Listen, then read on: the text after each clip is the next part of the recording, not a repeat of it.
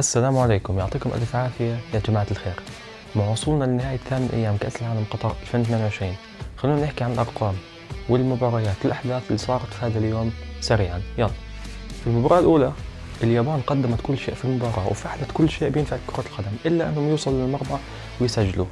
ظلوا يحاولوا لآخر الدقائق واندفعوا هجوميا في آخر المباراة، وفي غلطة دفاعية ومن الحارس منتخب كوستاريكا استغل هاي الثغرة وسجل هدف الفوز.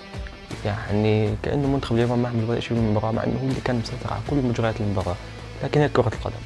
وفي المباراة الثانية الأسود المغربية تزأر وتفرح العرب بعد خيبات الأمل التي حدثت في ثاني جولات كأس العالم قطر 2022، وتنتصر 2-0 على بلجيكا لتفرحنا جميعا وتقترب أكثر من دور ال16 بأداء خيالي وكبير جدا وعملاق. منتخب نتمنى له كل التوفيق في ممثل العرب ويرفع اسم العرب والمسلمين عاليا إن شاء الله، رب كل التوفيق لهم.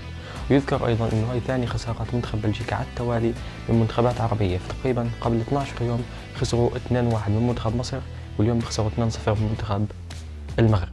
بينما في المباراة الثالثة المنتخب الكرواتي يعود من تأخره ويسجل 4 أهداف على المنتخب الكندي. كان المنتخب الكرواتي يا جماعة الخير متأخر بهدف، أجا فيه بالدقيقة تقريبا، أو لا مش بالدقيقة، يعني بعد 60 ثانية تقريبا أو أكثر بشوي كان جاي جول.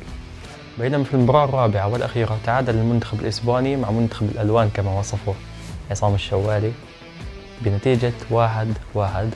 كنت أتمنى يخسر المنتخب الألماني، لكن للأسف جابوا جول تعادل في آخر الدقائق.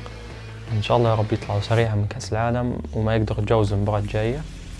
لهون هيك بتكون انتهت حلقتنا رقم 8 كأس العالم قطر 2022.